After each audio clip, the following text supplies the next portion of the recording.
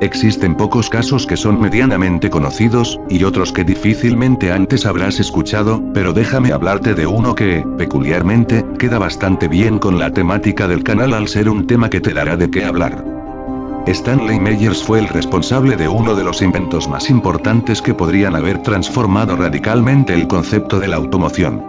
Meyers fue un científico norteamericano que desarrolló, fabricó y patentó la primera fuente de energía real alternativa al petróleo y para ello solo utilizó agua, sin más, del grifo. Concretamente un motor capaz de hacer circular un vehículo usando el agua como fuente de energía. Su teoría consistía en romper la molécula del agua de base de impulsos positivos de kilovatios, a frecuencias de entre 10 y 15 kHz. Tras esto la mezcla se inyectaba en el motor que volvía a producir agua. Ni siquiera era necesario recargar el motor con más líquido, puesto que el componente que salía del tubo de escape volvía a reciclarse en agua de forma autónoma, y solo eran necesarios 7 microlitros de agua por cada explosión para generar 50 caballos de potencia. Los científicos que estudiaron el invento se sorprendieron ya que lo que bautizaron como la célula de Meyer permanecía en frío incluso después de horas de producción de gas, funcionando con pocos miliamperios, en lugar de amperios, como la electrólisis convencional. Un vehículo equipado con este sistema llegó a participar en una carrera en Australia con un recorrido de 1800 millas y su rendimiento fue más que satisfactorio. Además, en caso de colisión, el motor no explotaría puesto que no transporta hidrógeno. Stanley Meyers llegó a trabajar para la NASA y fue nombrado inventor del año en 1993. Sin embargo, falleció envenenado y en misteriosas circunstancias a los 57 años, un día antes de firmar un multimillonario contrato con el Ministerio de Defensa de Estados Unidos. Algunos amantes de la teoría de la conspiración señalaron a la industria del petróleo como sus asesinos, e incluso su hermano declaró que meses después el vehículo tipo buggy y el equipo experimental de Meyers fueron robados. Aunque, aquí va la parte oficial. Paseando un vehículo equipado con su pila de combustible de agua por todo el país, Meyer llamó la atención del público y de los inversores, con su revolucionaria tecnología. Poco después de obtener su inversión, en 1996 fue llevado a los tribunales de Ohio por fraude, ya que la pila de combustible utilizaba la tecnología ya desarrollada de la pila de combustible por electrólisis y solo se comercializaba como una idea original. Además, tampoco había pruebas, aparte de los informes de los testigos oculares, de que el coche funcionara realmente. No se tomaron vídeos claros del coche en movimiento, lo que podría argumentarse para dejar a los inversores con la duda en el fondo de sus mentes. Stanley tuvo que devolver las inversiones en su totalidad. El juez del condado de Ohio había designado a 3 peritos, a los que Meyer se negó a presentar el coche, y que concluyeron señalando que el proceso químico y tecnológico inventado por Meyer no sería en absoluto revolucionario, llegando incluso a calificarlo de trivial, y que no se aportó ninguna prueba de que pudiera realmente alimentar el motor de un automóvil. También afirmó que le habían ofrecido la hiperbólica suma de $1 millón, algunos incluso dicen que $1.000 millones, para acabar con toda evidencia de su tecnología, y que se había negado. Un científico que trató de ponerse en contacto con Meyer para saber más sobre su proyecto declaró que Stanley tenía una actitud paranoica, y que se había negado rotundamente a someter el Dune Buggy a una prueba para verificar su rendimiento, incluso si le prometían no abrir la caja negra que contenía los componentes electrónicos que alimentaban el sistema. En 1998, Stanley Meyer tuvo una muerte prematura. Mientras estaba en una reunión de negocios con su hermano y 2 posibles inversores extranjeros, Stanley comenzó a vomitar violentamente, y su hermano afirmó que las últimas palabras de Stanley fueron que estaba envenenado. El informe del forense declaró que Meyer había muerto debido a un aneurisma cerebral. Sin embargo, hay quienes creen que la muerte de Stanley se debió en realidad a un envenenamiento. El legado de la pila de combustible de agua sigue teniendo muchos interrogantes. La principal: ¿funcionó realmente? Como ya se ha dicho, solo había testimonios de testigos oculares que respaldaban la legitimidad del coche impulsado por agua. ¿Funcionará o no? Es fácil preguntarse por qué nadie ha continuado el trabajo de Meyer. La patente de la pila de combustible ha caducado, así que cualquiera podría continuar donde Stanley lo dejó. Pero, por algún motivo, nadie se ha aventurado a explorarla.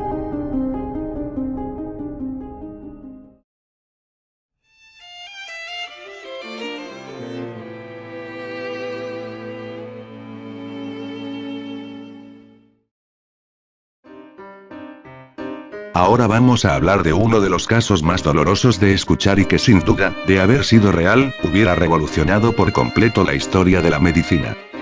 En el 2003, una estudiante de la Universidad de Stanford, Elizabeth Holmes, fundó la empresa de atención sanitaria Theranos. La meta de la empresa era iniciar una revolución en la asistencia sanitaria. Comenzando con la meta de crear un parche para la aplicación de medicamentos, pronto la empresa cambió el enfoque al desarrollo de métodos sencillos y efectivos para el análisis sanguíneo. Holmes dejó de estudiar en Stanford y empezó a juntar millones de dólares en financiamiento. La empresa insistía que su tecnología era capaz de llevar a cabo más de 240 exámenes distintos con un solo pinchazo del dedo. Los resultados de las pruebas se podían enviar al teléfono celular del paciente dentro de unas horas, y un solo examen costará menos de la mitad de la tasa de reembolso de Medicare o Medicaid, los programas de asistencia sanitaria públicos al nivel nacional en los Estados Unidos para pacientes mayores de edad o de bajos recursos. Con estos avances, la diagnóstica sanguínea se podría hacer fácilmente sin la necesidad de extraer varios viales de sangre de las venas del paciente, y sin requerir los costos análisis de laboratorio. Ya en 2014 la compañía estaba valorizada a más 9 billones de dólares, la gran mayoría de esta cantidad en forma de acciones en nombre de Holmes. Muchos inversionistas respaldaban la compañía a base de la confianza que tenían en la promesa que ofrecía la nueva tecnología.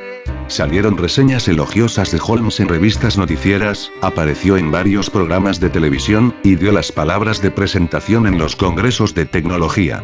Pero el entusiasmo de los inversionistas y la promesa de la tecnología no se convirtió en éxito. Al operar bajo un velo de secretos, la compañía nunca pudo validar lo que prometió en cuanto a la tecnología de análisis sanguíneo, y muchos de los resultados de las pruebas de laboratorio nunca fueron sometidos al escrutinio de la evaluación de pares. En 2015, el periodista John Carreiro investigó la empresa para un artículo que escribía para el periódico The Wall Street Journal. Divulgó los problemas que experimentaba la compañía en la implementación de la tecnología y la metodología usada en las examinaciones. Reveló que la compañía ni siquiera usaba su propia tecnología en las pruebas y casi siempre dependía de tecnología antigua ya usada por otras compañías. Además, encontró que la tecnología, a la cual daban tanto bombo publicitario, no era tan precisa como Holmes y su empresa aseguraba. Después de la publicación de artículo de Carreiro, otros también dieron a conocer más información sobre la imprecisión de los resultados de las pruebas de Theranos. Holmes difería con el reportaje y dijo que Carreiro estaba equivocado. Ella dijo que esto es lo que pasa cuando uno lucha por cambiar algo, al principio piensan que eres loco, después te resisten, y después, de repente, cambias el mundo entero. Holmes se negaba a rescindir las afirmaciones sobre los servicios ofrecidos por Theranos y mantenía la narrativa haber logrado el éxito gracias a sus esfuerzos personales. La compañía seguía presentando su tecnología en congresos profesionales. La Administración de Alimentos y Medicamentos de los Estados Unidos abrieron una investigación sobre Theranos.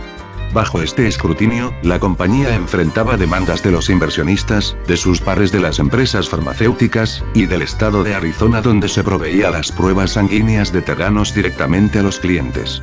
Finalmente, se reveló que todo fue solo una farsa y que las pruebas entregadas eran bastante cuestionables, afectando la vida de muchas personas quienes recibieron un análisis falso que podría haber acabado con sus vidas. En marzo de 2018 Holmes y Lassen llegaron a un acuerdo extrajudicial sin que Holmes tuviera que admitir sus crímenes. Aceptó pagar una multa de $500.000, devolver 18,9 millones de dólares en acciones, rendir los derechos de votar en el Consejo de Theranos, y se la prohibió servir como directora de cualquier compañía para un período de 10 años.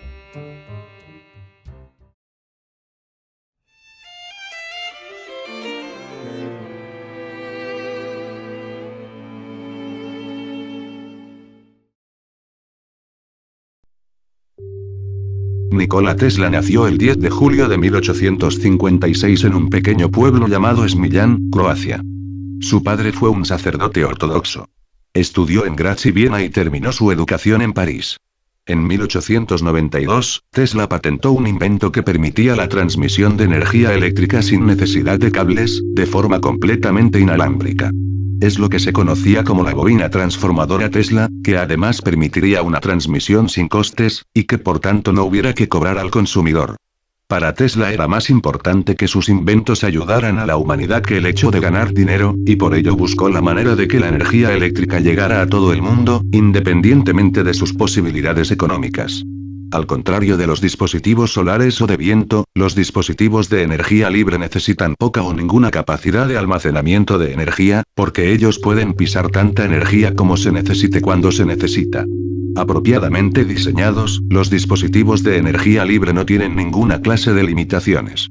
La construcción de esta torre se denominó Proyecto Wardenclyffe, y podría haber marcado un antes y un después en la manera de consumir y vender energía eléctrica. Sin embargo, ya sabemos que en numerosas ocasiones los intereses económicos están por encima del progreso, y a las empresas que ya por entonces se estaban enriqueciendo con el cobro a los usuarios de electricidad no les interesaba que de repente ese consumo pasara a ser completamente gratuito. Por ello, en el momento en que Tesla se quedó sin dinero para seguir investigando, nadie fue capaz de colaborar en su proyecto. De esta manera, el proyecto tuvo que ser abandonado y la torre de alta tensión fue destruida, de forma que esta energía inalámbrica nunca llegó a convertirse en una realidad. Al fin y al cabo, las teorías elaboradas por Tesla siguen ahí, y en este tiempo alguien, otra persona o algún investigador, podría haber intentado trabajar de nuevo en este invento para mejorarlo y adaptarlo al uso de la electricidad que tenemos actualmente, sin duda mucho mayor del que existía en la época en que se realizó el invento. Sin embargo, no resulta difícil pensar que a las grandes compañías eléctricas de hoy en día tampoco les hubiera hecho ninguna gracia. Y no olvidemos que las eléctricas tienen un gran poder en los gobiernos, de forma que es probable que la idea tampoco pudiera desarrollarse a día de hoy.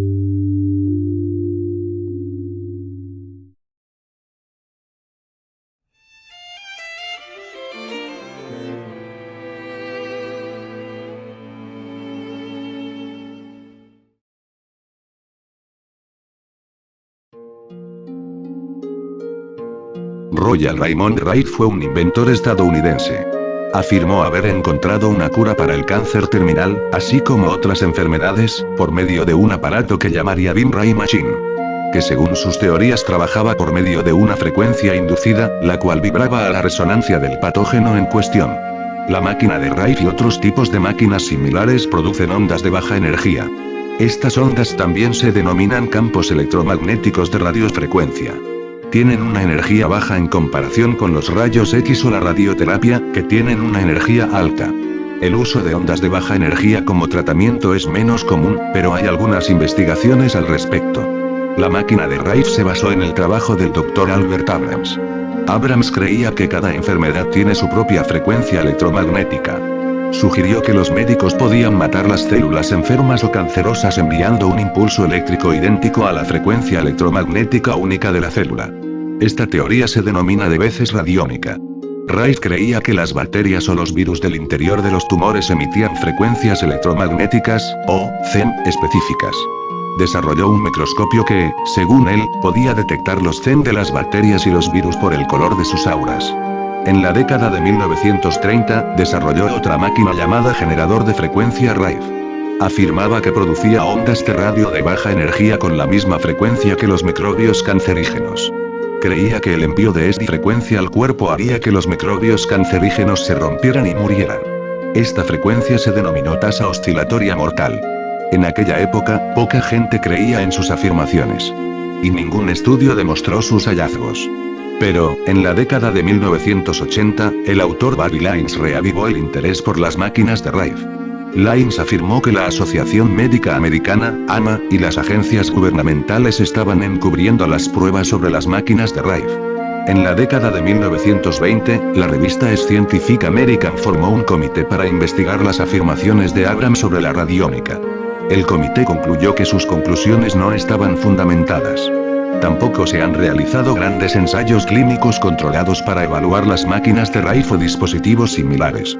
Algunas personas utilizan las máquinas de Rife porque creen que el cáncer está causado por bacterias y virus. Sin embargo, esto es solo una parte de la explicación de los agentes causantes del cáncer. En la década de 1990, la gente comenzó a vender máquinas de Rife como parte de un esquema de marketing multinivel. Utilizaban testimonios de clientes y pruebas anecdóticas para respaldar las afirmaciones sobre la máquina. Las máquinas de Rife no han sido sometidas a los mismos procedimientos de prueba rigurosos que otros tratamientos contra el cáncer. Y no hay ninguna investigación que sugiera que funcionen. Sin embargo, los investigadores han empezado a experimentar recientemente con los CEM de radiofrecuencia para tratar el cáncer. Han llegado a la conclusión de que las ondas electromagnéticas de baja frecuencia sí afectan a los tumores y no a las células no cancerosas. La investigación aún está en sus primeras fases. Y no se han realizado estudios en humanos. Los estudios también utilizan radiofrecuencias diferentes a las generadas por las máquinas de Rife.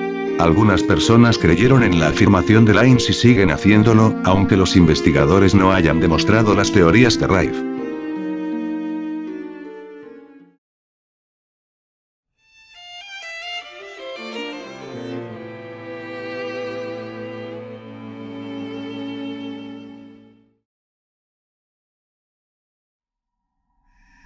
Las contribuciones increíbles del profesor John Searle a la tecnología permanecen en gran parte desconocidas y aún así podrían revolucionar todas las formas de viajar y solucionar las necesidades de energía del mundo. Fue a la tierna edad de 4 años y medio cuando John comenzó a tener sueños extraños, que ocurrían de a pares. Los sueños vinieron 2 veces al año durante 6 años y le pasaron instrucciones detalladas para construir cosas a la mente joven y receptiva de John. Al darse cuenta del mensaje detrás de estas tutorías nocturnas, Searle comenzó a hacer sus sueños realidad, produciendo su primer generador de efecto Searle a la edad de 14 años. El dispositivo consistió en 3 anillos concéntricos, cada uno compuesto de 4 materiales diferentes, también concéntricamente pegados unos a otros. El GES es un generador libre de energía, un dispositivo que recolecta energía sin el uso del combustible. Cuando los rodillos GES se aproximaban al anillo del GES, el campo magnético resonante del efecto Searle hacía que los iones negativos y electrones sean atraídos y acelerados por la máquina desde el ambiente circundante. El arreglo mecánico y el material único del GES impulsa el neodimio a liberar continuamente y reemplazar los electrones en exceso, proveyendo energía eléctrica o mecánica, o ambas. También se dice que cuando el dispositivo alcanza la superconductividad que genera un tipo de antigravedad efecto.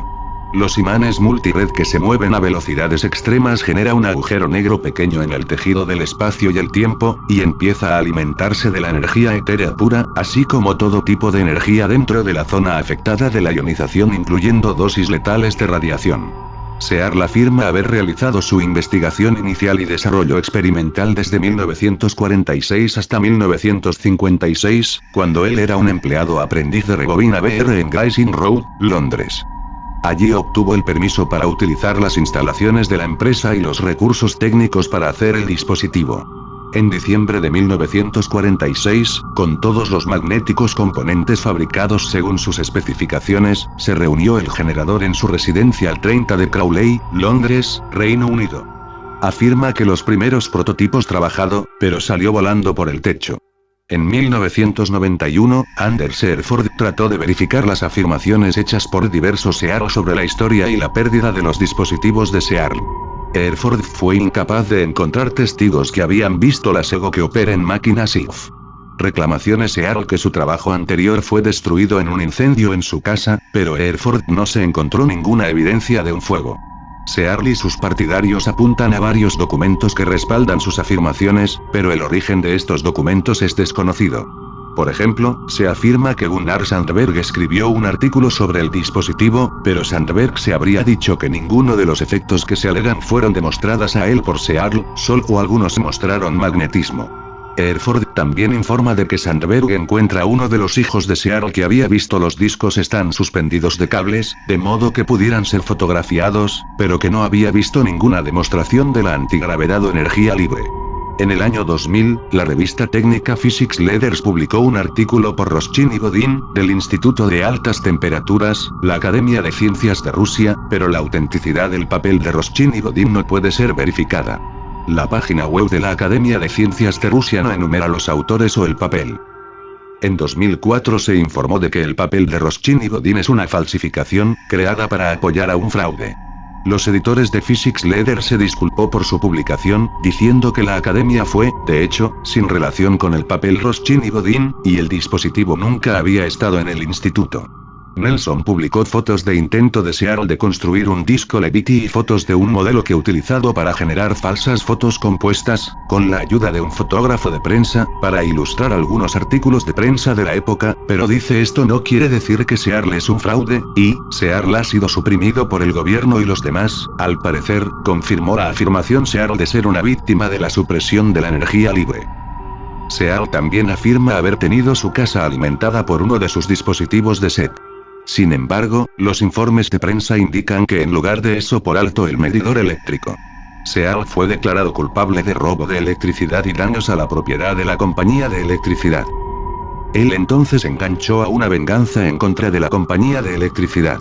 Searle afirma que la compañía eléctrica le confiscó el SEC de su casa, lo que lo incitó a amenazar a la compañía eléctrica. Según el propio relato Searle, un colega de Searle, el Dr. George White, era consciente de la SEG en casa. Searle afirma que White vio el dispositivo de trabajo cuando se presentó en contra de las instrucciones.